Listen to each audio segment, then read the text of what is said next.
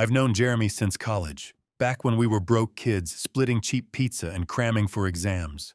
We've been through a lot together: his parents' divorce, my first big breakup, late-night talks about what we wanted out of life. He's the kind of friend who'd drop everything to help you move, no questions asked. So when he started dating Lisa a few years ago, I tried to be friendly with her, even though we never really clicked. She's loud, opinionated, and a little too quick with a sarcastic jab. But Jeremy loves her, and that's enough for me to keep things civil. About 6 months ago, Jeremy called me sounding stressed. He and Lisa were drowning in bills, rent was late. Medical costs from her recent ER visit were piling up, and their car needed repairs. They were barely scraping by. I work at a big office, a tech company, where we're always hiring for entry-level roles. It's fast-paced, with cubicles buzzing, phones ringing, and managers watching every move. We hire in waves, put new folks through a 90-day probation, and keep only the ones who fit. Turnover's high, but the pay's decent, and I knew it could help Jeremy and Lisa get back on their feet. I mentioned an opening to Lisa, figuring it was a chance to do Jeremy a solid. She was eager, said she'd worked in customer service before and could handle the job. I didn't know her well enough to vouch for her skills, but I put in a good word with my boss anyway. She's reliable, I said, hoping it was true. My boss trusts me. I've been here 5 years, leading a small team, so Lisa got an interview and landed the job. I felt good helping out, but I'll be honest, I was a little uneasy. Lisa's brash vibe didn't scream team player, and I'd seen her snap at waiters or roll her eyes in group chats. Still, I told myself she'd step up for the paycheck, for Jeremy. Looking back, I wonder if I should have thought it through more. I wasn't close to Lisa, and we only hung out because of Jeremy. If it weren't for him, we wouldn't be friends. But at the time, it felt like the right thing to do: help a friend. Help his girlfriend. Keep it simple. I didn't expect it to spiral the way it did. That uneasy feeling I had about Lisa didn't take long to prove right. She started the job full of energy, but within a couple of weeks, trouble brewed. The office is a tight space, rows of desks, constant chatter, and team projects that need everyone to gel. Lisa didn't gel. She'd interrupt colleagues mid-sentence. Like when Sarah was explaining a client issue, Lisa cut in with, "That's not how it works." Her tone sharp enough to make heads turn. She dismissed feedback, too. Her supervisor, Mike, suggested she soften her emails to clients, and she rolled her eyes, saying, "They need to toughen up." It wasn't just one thing, it was constant. Like she couldn't help rubbing people the wrong way. I started hearing complaints. Over coffee in the break room, coworkers grumbled about Lisa's attitude. "She acts like she's running the place," one said. Another mentioned how she snapped at a junior employee for a small mistake, killing the team's vibe. Mike pulled me aside one day, looking frustrated. "Your friend's girlfriend isn't working out," he said. "She's good at the tasks, but she's tanking morale." I nodded, keeping my face neutral. But inside, I was torn. I felt for Jeremy, knowing how much they needed this job. But Lisa was making it hard to defend her. About 2 months in, I sat in on a probationary review meeting. It's standard here every 90 days. We evaluate new hires and decide who stays. The room was tense, with managers listing names for cuts. Lisa's came up fast. Mike laid it out. Her work was solid, but her personality clashes were a problem. She was on the chopping block, one of a dozen set to be let go that week. It's how the company works. Hire a bunch, keep the best, move on. I sat there, picturing Jeremy's stressed voice on the phone, their unpaid bills stacking up. Lisa was digging her own grave, and I felt stuck between loyalty to my friend and the reality of her mistakes. Knowing Lisa was about to lose her job hit me hard. I couldn't stop thinking about Jeremy, how he'd sounded so desperate on the phone, their lives teetering on the edge of more debt. I had some pull at work 5 years in, managing a small team. My boss gave me leeway to make calls, so at the probation review, when Lisa's name came up for termination, I spoke up. "I'll take her on my team," I said, pitching it as a lateral move. My team didn't need her skills. We were humming along fine, but I figured I could make it work. It was a chance to keep her employed, to help Jeremy without rocking the boat. I wrestled with whether to tell Lisa she'd been on the chopping block. Part of me thought a heads up might make her step up, but I worried it'd crush her confidence or make her resent me. She was already prickly. Telling her she was failing felt like pouring gas on a fire. So, I kept quiet, framing the transfer as a team need. We could use your skills, I told her, forcing a smile. She bought it, even seemed excited, which made me feel both relieved and uneasy.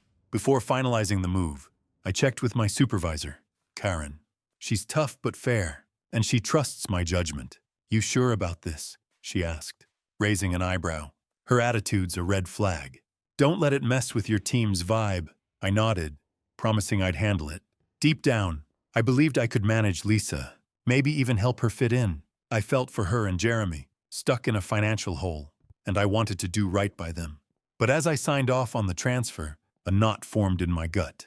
Had I just made a mistake by not being straight with her? I pushed the thought aside, hoping for the best. Hoping Lisa would turn things around on my team was a mistake. Her attitude didn't just carry over, it got worse. She argued with coworkers over small things, like who handled a client call wrong. Her voice loud enough to hush the office. She ignored team norms, skipping our morning check-ins or brushing off group deadlines with a shrug. I got this, she'd say, but her work, while solid, came with a cost. My team started avoiding her, and the usual chatter in our corner of the office died down. Even Karen, my supervisor, noticed. This isn't working, she told me, her tone sharp. Her attitude's dragging everyone down. I'd stuck my neck out for Lisa, and now my own team was paying for it. About a month after the transfer, Karen called a meeting. Lisa's behavior had pushed things too far. She wasn't just getting fired. She was being put on the nerf list, meaning not eligible for rehire. It was a gut punch. Back when she was on Mike's team, she'd have been let go quietly, free to reapply later. Now, her actions had burned that bridge for good. When HR gave her the news, Lisa stormed into my office, eyes blazing. Why didn't you tell me I was about to get fired before? She snapped. I could have fixed this if I'd known. I tried to explain. I thought sparing her the stress would help, but she cut me off. This is on you, she said, then left. Her words stung, and doubt crept in. Had I messed up by keeping quiet? I called Jeremy that night, needing to clear the air. He listened, sighed, and said, she's her own worst enemy. Man, I get why you did it. His support eased the weight a bit, but I still felt bad. Lisa was good at her job, dedicated even, but her personality tanked everything. I kept replaying her accusation, wondering if a warning would have changed things. Part of me thinks she dug her own grave, but another part feels guilty for not giving her a chance to course correct. I'm torn, and I can't shake the feeling I let her and Jeremy down. Lisa's words kept echoing in my head after she stormed out. This is on you. I couldn't shake the guilt, even though I still thought she'd brought this on herself. 2 days later, I ran into her at a coffee shop near the office, purely by chance. She looked tired, her usual sharp edge dulled. Can we talk? I asked, hoping to clear the air. She nodded, but her arms stayed crossed. I deserved to know I was failing, she said, voice low but firm. If you'd told me, I'd have tried harder, been nicer. I explained again how I thought sparing her the stress would help, how I was trying to save her job for Jeremy's sake. She shook her head. You made me think I was needed. That hurts worse. Her words cut deeper than before, and I left, feeling like I'd betrayed her trust, even if I hadn't meant to. That night, I called Jeremy. He was at their apartment, and I could hear the strain in his voice. We're behind on rent again, he admitted. Lisa's job was our lifeline. He told me about their mounting debts, car repairs, her medical bills, a loan they couldn't pay back. I felt a pang of regret. Maybe if I'd warned Lisa, she could have saved her job, and they wouldn't be in this mess. But Jeremy didn't blame me. She's always been her own worst enemy, he said, echoing what he'd told me before. You tried. Man, his support helped, but it didn't erase the doubt gnawing at me. The next day, I grabbed lunch with my coworker, Sam, who's been at the company longer than me. He's the kind of guy who sees through office drama but stays out of it. I laid out the whole story, Lisa's transfer, her blow-up, the nerf list. Should I have told her she was at risk? I asked. Sam chewed his sandwich, thinking. Probably, he said. People need a wake-up call to change.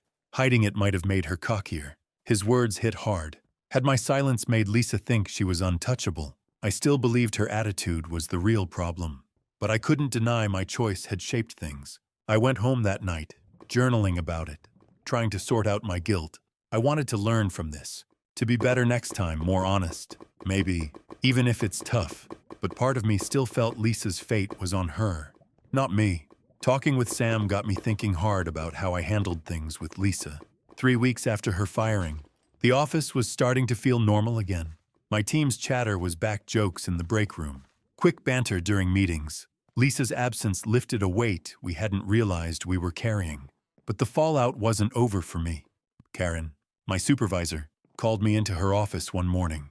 "Your call to transfer Lisa didn't pan out," she said, her tone more disappointed than angry. "You've got good instincts, but that was a miss." I nodded, stomach twisting.